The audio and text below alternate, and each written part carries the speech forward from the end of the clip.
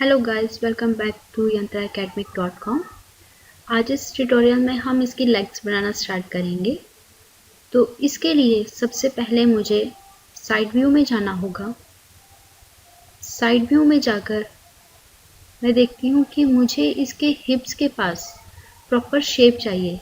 तो model sheet के according मुझे इसे प्रॉपर शेप देने के लिए यहाँ पर एक एज चाहिए। तो मैं इसके लिए मॉडलिंग टूल किट फिर से ओपन करती हूँ और क्वाड्रा सेलेक्ट करती हूँ। कंट्रोल प्रेस करके मैंने यहाँ पर एक एज ले लिया है और अब क्वाड्रा क्लोज करती हूँ। राइट क्लिक करके फिर से मैंने वर्टेक्स सेलेक्ट किया है और वर्टेक्स को सिलेक्ट करके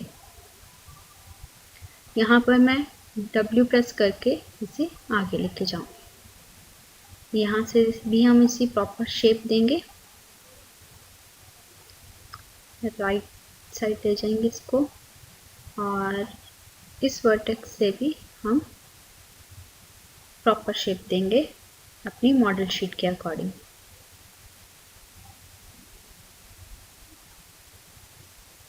अब मैं देखती हूँ कि मुझे यहाँ पर भी एक एज चाहिए, तो इसके लिए फिर से मैं क्वाड्रा यूज़ करती हूँ और कंट्रोल प्रेस करके यहाँ पर भी हमने एक एज ले ली है।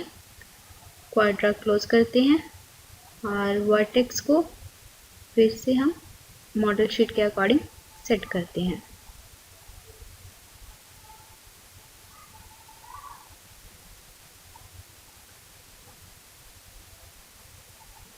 अब मैं ये ऊपर को लेके जाती हूँ। ऑल्ट होल्ड करके मैंने ऊपर से भी देखा तो मुझे यहाँ पर भी एक एज चाहिए। तो इसके लिए पहले मैं जाती हूँ फ्रंट व्यू में। तो हमें यहाँ भी प्रॉपर शेप देनी है, तो मैं मल्टी कट टूल यूज़ करती हूँ।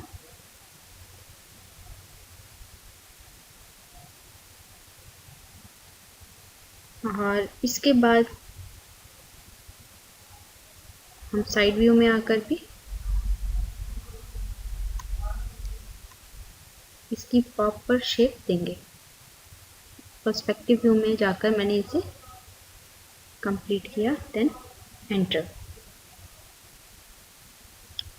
साइड व्यू में जाकर फिर से मल्टी कट टूल क्लोज करती हूँ और वर्टेक्स को सिलेक्ट करके हम प्रॉपर इसकी शेप देंगे।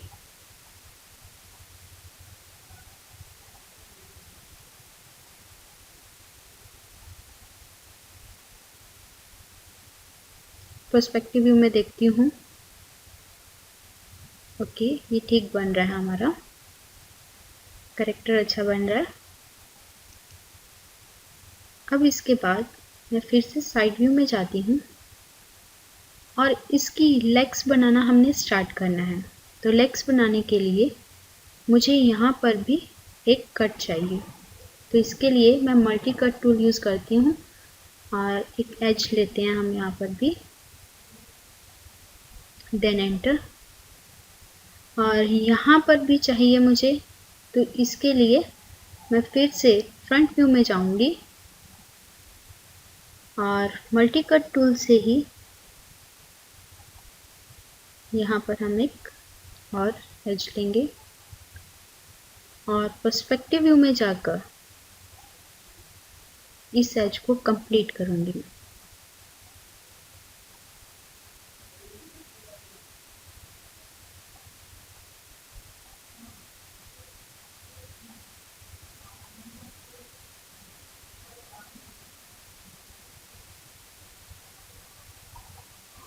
Then enter.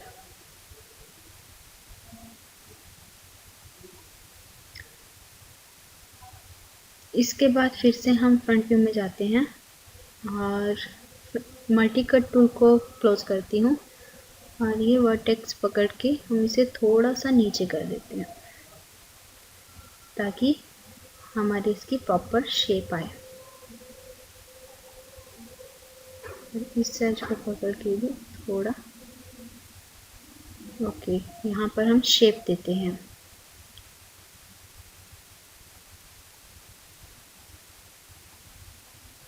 मॉडल शीट के अकॉर्डिंग प्रॉपर शेप हमने हर तरफ से देनी है।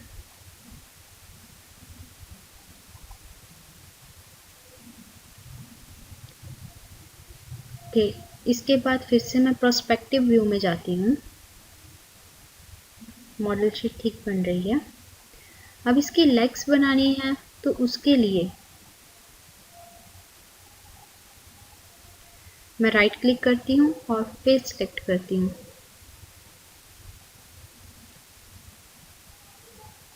शिफ्ट होल्ड करके हम ये सारे फेस सेलेक्ट करेंगे। ये फेसेस सिलेक्ट करने के बाद फिर से मैं जाऊंगी फ्रंट व्यू में और इसे करूंगी एक्सट्रूड।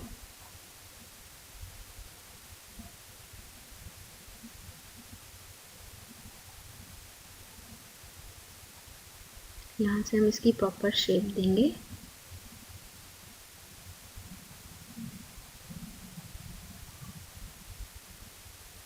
और इसके बाद राइट क्लिक करके हम वर्टेक्स सेलेक्ट करेंगे।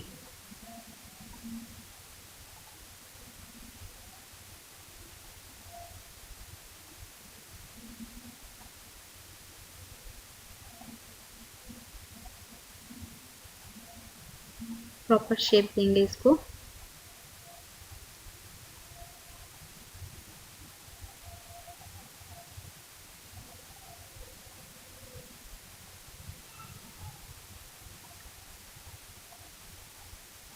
कैरेक्टर की प्रॉपर शेप आने पर ही आपका मॉडलिंग सही रहेगा।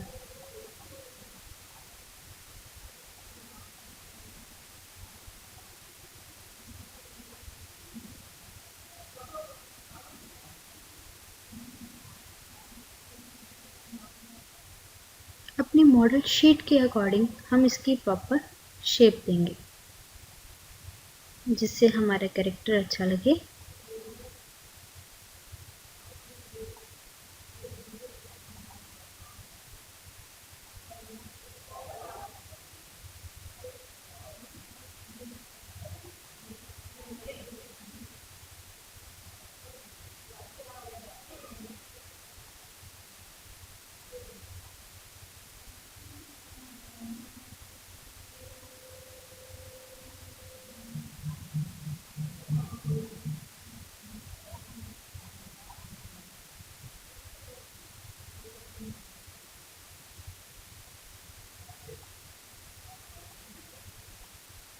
इसे हम थोड़ा पीछे की तरफ कर देंगे ताकि प्रॉपर अच्छी और शेप आए।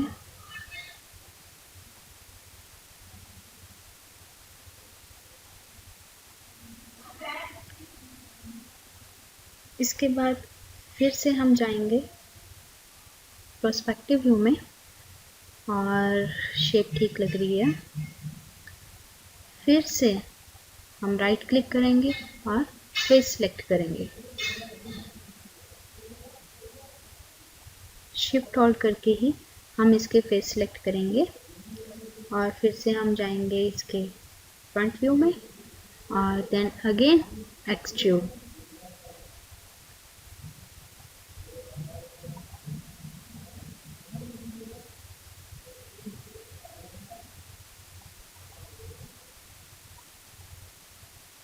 और यहाँ पर हम इसे देंगे राइट क्लिक करके वर्टेक्स और इसकी वर्टेक्स हम फिर से सेट करेंगे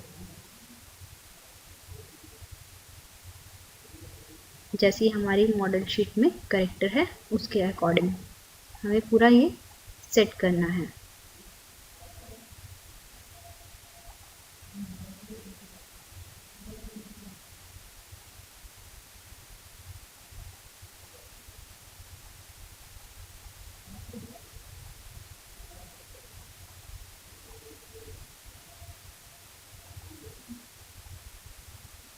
इसे हम प्रॉपर वैसे ही सेट करेंगे। और यहाँ हम देखते हैं हमें एक और हेड चाहिए, तो इसके लिए मैं क्वाड्रा फिर से सिलेक्ट करूँगी और यहाँ पर कंट्रोल शिफ्ट करके कंट्रोल होल्ड करके यहाँ हम क्लिक करते हैं और क्वाड्रा को क्लोज करती हूँ।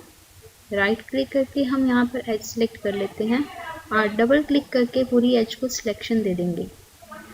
और फिर उसके बाद हम फिर इसे स्केलिंग दे देंगे ताकि हमारी इसकी कैरेक्टर की प्रॉपर शेप आए।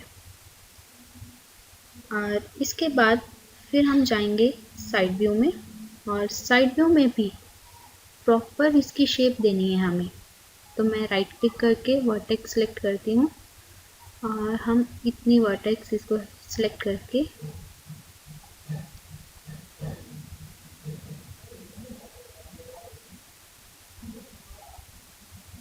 इसे थोड़ा आगे को ड्रैग करेंगे।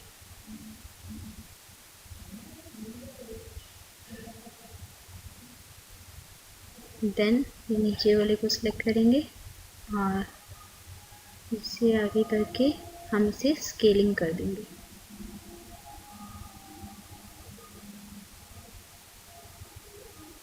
और इसके बाद हम देखते हैं पर्सपेक्टिव व्यू में। ओके, बिल्कुल सही शेप जा रही है। ये एक वर्टेक्स अंदर को हो गई है, इसे हम सेट कर लेंगे।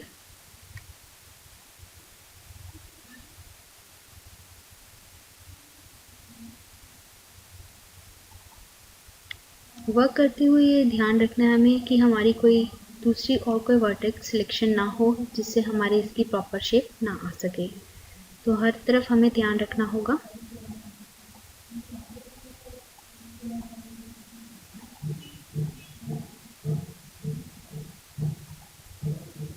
और उसके बाद फिर से हम जाएंगे पर्सपेक्टिव व्यू में, और पर्सपेक्टिव व्यू में जाकर राइट क्लिक करके फेस सेलेक्ट करेंगे। शिफ्ट होल्ड करके हम सारे फेसेस सेलेक्ट कर लेंगे।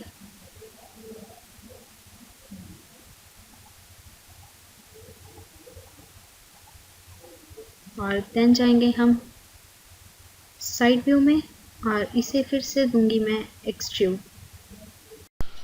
ओके, अभी हम बीच में से थोड़ा स्कीप करके पैर की तरफ मुड़ते हैं, क्योंकि जैसे हम लोग पहले करते आ रहे हैं वैसे ही हमें बाकी के पैर के लिए रिपीट करना है। इस मामले में हम लोग पैर को एंकल एरिया की तरफ एक्सक्लूड डाउन करते आएंगे। अपने 3D मॉडल को मॉडल शीट के हिसाब से शेप में लाने के लिए हमें वापस उसकी स्केलिंग करनी पड़ेगी। एक बार हमारे पॉलीगॉन फेसेस उसके एंकल के सही जगह आ गए तो सेम पॉलीगॉन फेसेस को आप वापस से एक बार एक्सक्लूड डाउन करें। एक बार साइड व्यू में जाके चेक करिएगा कि मॉडल शीट के हिसाब से हमारे पॉलीगॉन फेसेस मैच कर रहे हैं। काम करते हुए फ्रंट, साइड और पर्सपेक्टिव में देख के काम करना एक अच्छी आदत है।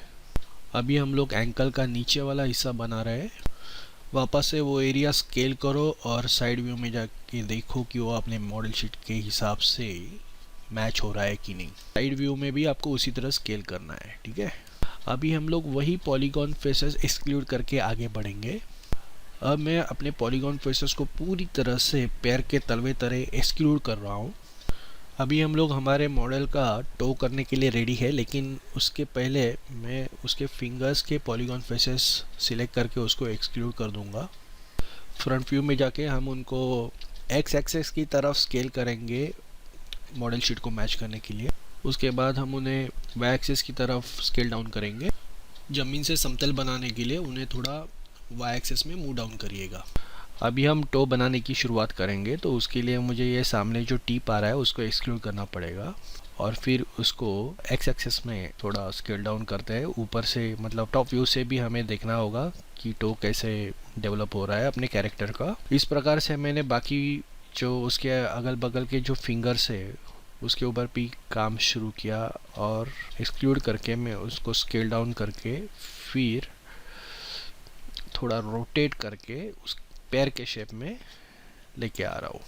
अपना टो जहाँ पैर को मिलता है उसके ऊपर जो आप कुछ एजेस दिखाई दे रहे हैं वो मैं सिलेक्ट कर रहा हूँ और उनको थोड़ा सा नीचे की तरफ लेके आ रहा हूँ ताकि एक हमें नेचुरल फुट शेप मिले। अभी मैं मॉडल को एक हाई रेजोल्यूशन मोड में देख रहा हूँ। आप अपने कीबोर्ड का 3 नंबर प्रेस करके हाई रेज प्रीव्यू पा सकते हो। 3 नंबर दबाने से अपना जो ओरिजिनल पॉलीगॉन मॉडल है वो मल्टीपल पॉलीगॉन्स में सब डिवाइड हो जाता है।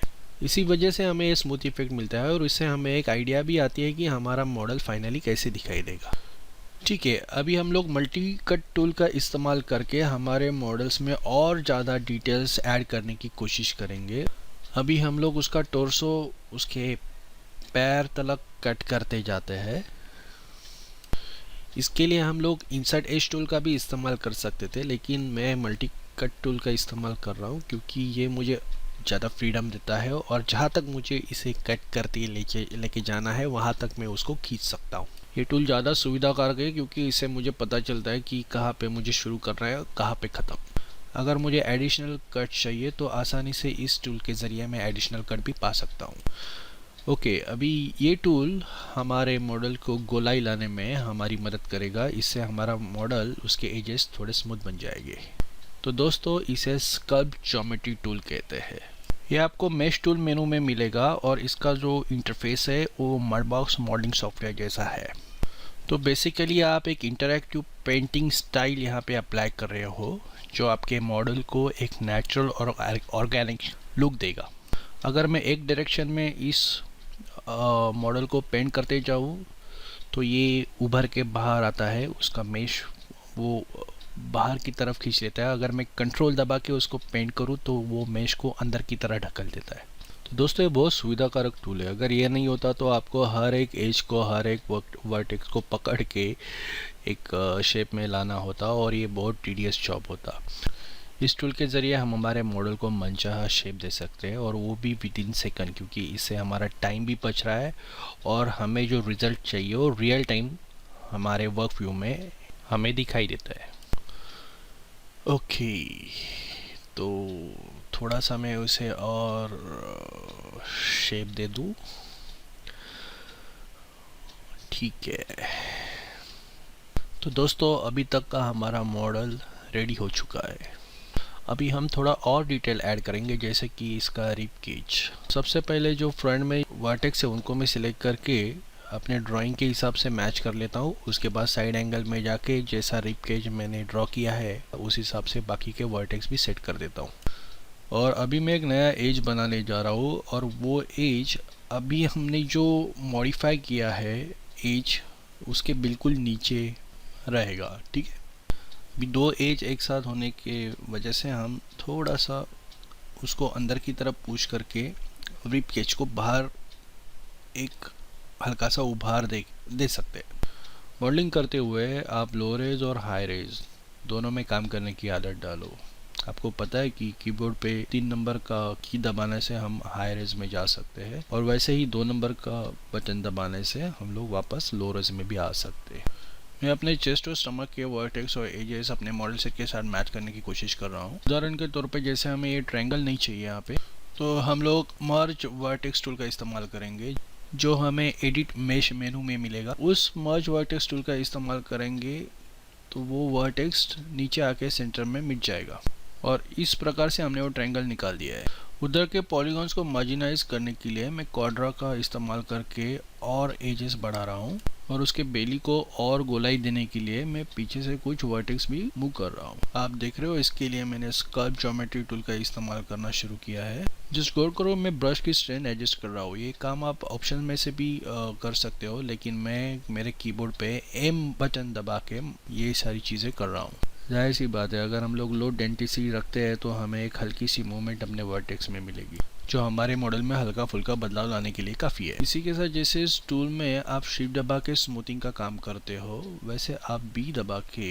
ब्रश की साइज भी कम ज़्यादा कर सकते हो। तो अभी मैंने इसके बट को गोलाई देने के लिए एज ऑफ वर्टेक्स को इस प्रकार एडजस्ट किया है और अभी हम लोग प्रीव्यू मोड में जाके उसको देखेंगे। बहुत अच्छा दिखाई दे रहा है अभी। ठीक है, इसके आर्म पे एज लूप ऐड करके हम लोग कुछ डिटेल बढ़ाने की कोशिश करेंगे और इसके लिए हम लोग क्वाड्रा टूल का इस्तेमाल कर रहे हैं और ऑब्वियसली इसे हमें अपने मॉडल शीट के साथ मैच करना है, तो उस हिसाब से हम लोग एजेस और वर्टेक्स को रोटेट और स्केल करते जाएंगे और उस प्रकार से हम अपने मॉडल को जितना हो सके उतना हमारे ड्राइंग के साथ मैच करते जाएंगे। हो सकता है कि आप उतनी सटीकता से मैच ना कर पाए हो, लेकिन कोशिश यही होनी चाहिए कि ज़्यादा से ज़्यादा हम अपने ड्राइंग के साथ उस पॉलीगॉन को मैच करें। आप देख रहे हो कि मैं ज़्यादा से ज़्यादा एज रिंग ऐड करके पीछे की तरह उसको खिसका रहा हूँ ताकि वो अपने ड्राइंग के साथ मैच कर सके। अभी हम मॉडल के हाथ पे काम कर रहे हैं, तो आप देख रहे हो कि मैंने उसको आर्म से एक्सक्लूड किया पाम तक। अभी हम लोग पाम बनाएंगे उसका और साथ ही साथ फिंगर भी हमें एक्सक्लूड करना होगा। तो अभी मैं फिंगर एक्सक्लूड कर रहा हूँ। यहाँ पे अंगूठी के लिए हमें यहाँ पे अपना वर्टेक्स ड्राइंग के साथ मैच करना होगा ताकि हम वहाँ से थंब को एक्सक्लूड कर सके। अब थोड़ा पर्सपेक्टिव में जाके हम लोग थंब को एक्सक्लूड करते और उसी प्रकार से हम रेगुलर फिंगर को भी एक्सक्लूड करेंगे। जैसे कि हम अपने मॉडल शीट से मैच करने के लिए एक्सट्रूड करते हैं, रोटेट करते हैं, वैसे ही हम लोग दो फिंगर में डिस्टेंस भी मेंटेन करेंगे।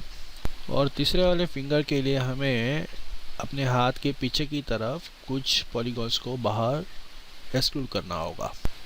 अभी वापस से उसे हाथ के शेप में लाने के लिए फिंगर में डिस्टेंस बढ़ाओ, पीछे साइड से जो वर्टेक्स बाहर आ रहे हैं उसको थोड़ा अंदर की तरफ पुश करके ओवरऑल अपने हाथ को अपने मॉडल शीट के हिसाब से मॉडल आउट करने की कोशिश करो। जैसे कि आप देख पा रहे हो कि हम सारे फिंगर्स मैच करने की कोशिश में है। याद रहे अपना 3D मॉडल जितना हो सके उतना अपने ड्राइंग के साथ मैच होना ज़रूरी है। अभी ये थंब के ऊपर मुझे कुछ एज रिंग्स बढ़ानी होगी। उसके पीछे का रीज़न ये है कि ये अगर एनिमेट हो जाता है तो उसको मुड़ने में आसानी होगी। इसी तरीके से हमें बाकी फिंगर्स में भी एज रिंग ऐड करना होगा ताकि एनिमेशन के वक्त उसमें कोई प्रॉब्लम ना हो। तो हमने यहाँ पे एक्स्ट्रा एजेस ऐड किए हैं और जितना हो सके उतना हम एक दूसरे के नज़दीक उसको ऐड करते जा रहे हैं ताकि एनिमेशन करते वक्त हमें इसका स्मूथ रिजल्ट मिले या स्मूथ आउटपुट मिले। और ख़ास तौर पे याद रखिएगा जहाँ पे उंगली मुड़ जाती है वहाँ पे ज़्यादा से ज़्यादा एज आप क्रिएट करें। अभी हम हाथ के सारे वर्टेक्स सिलेक्ट करके उसको स्केल आउट कर रहे हैं ताकि ये अपने मॉडल शीट के हिसाब से मैच हो जाए। दोस्तों अभी हम थोड़ा नाखून पे काम करेंगे और उसके लिए मैं मल्टी कट टूल का इस्तेमाल कर रहा हूँ और एक्चुअल में नाखून का डिज़ाइन यहाँ पे मल्टी कट टूल से ड्रॉ कर रहा हूँ, आप देख पा रहे हो। तो इसी प्रकार से दोस्तों एक ही पॉलीगॉन में मैंने 5 भाग किए, आप देख पा रहे हो 1 2 3 4 5 और यही प्रोसेस में बाकी के फिंगर्स को भी रिपीट कर रहा हूँ। अभी एक्सक्लूड टूल का इस्तेमाल करके मैं नाखून के फेसेस बाहर निकाल रहा हूँ। क्लोजअप में आप देख पा रहे हो कि मैं नाखून का शेप लाने के लिए एजेस और वर्टेक्स पे काम कर रहा हूँ और इस प्रकार मैंने नाखून को उंगली से बाहर निकाल रहा और उसको पॉइंट देने की कोशिश कर रहा हूँ। यही प्रोसेस हमें बाकी के फिंगर के साथ भी अपनानी है। अभी मैं फिंगर के जॉइंट्स के ऊपर काम कर रहा हूँ। मैं वहाँ पे भी एजेस ऐड करके उनको थोड़ा अंदर की तरह स्केल कर रहा हूँ। अभी हम हाई प्रीव्यू मोड में देख पा रहे हैं कि एक अच्छी तरह से हमारा पंचा तैयार है, लेकिन अभी भी इसमें थोड़ा डिटेल काम बाकी है। जैसे कि पंजे के नीचे का जो मांसल भाग रहता है वो हमें यहाँ पे दिखाना होगा। इसके लिए वापस से हम कुछ पॉलीगॉन को एक्सक्लूड करेंगे और फिर उनको उंगलियों के नीचे सेट करके रखेंगे। हाई रेजोल्यूशन प्रीव्यू में जाके एक बार वापस से हम लोग अपने पंचे को ऑब्जर्व करेंगे। हाई रेजोल्यूशन मॉडल में देखने से तो ऐसे ही लग रहा है कि अभी अपना हाथ लगभग हो चुका है। आप इसमें और काम कर सकते हो लेकिन मेरे ख्याल से इतना ठीक है। अपने मॉडल की सिमेट्री मेंटेन करने के लिए हम उसकी एक बाजू सिलेक्ट करके पूरी तरह से डिलीट कर देंगे और उसके बाद हम ऑब्जेक्ट मोड में जाएंगे और अपने मॉडल की पूरी कंस्ट्रक्शन हिस्ट्री डिलीट कर देंगे ताकि जो ये मेश मॉडल है वो हमें नीट एंड क्लीन हासिल हो। उसके बाद मेश मेनू में जाके मिरर ज्योमेट्री टूल करें और मर्ज विद द ओरिजिनल को चेक करके मिरर करें। याद रहे आपके मिरर ऑप्शंस डिफ़ॉल्ट होने चाहिए। अभी हमें एक परफेक्ट सिमेट्रिकल मेश हासिल हुई है।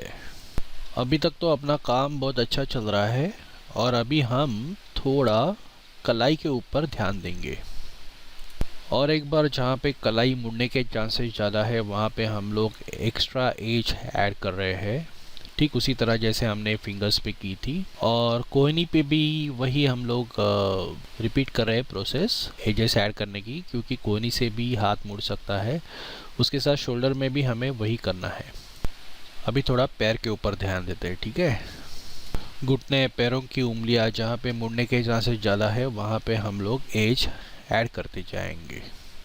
जैसे हमने हाथ के पंजे में डिटेल्स ऐड किए थे वैसे ही हम लोग अभी पैर में डिटेल्स ऐड करने की कोशिश कर रहे हैं। इसलिए मैं जहाँ पे टो और फिंगर्स एक दूसरे के साथ मिलते हैं वहाँ पे मैं और एक हल्की सी एज बिछा रहा हूँ और उस एज को मैं थोड़ा सा नीचे की तरफ दबा रहा हूँ ताकि अपने को एक उभार मिले।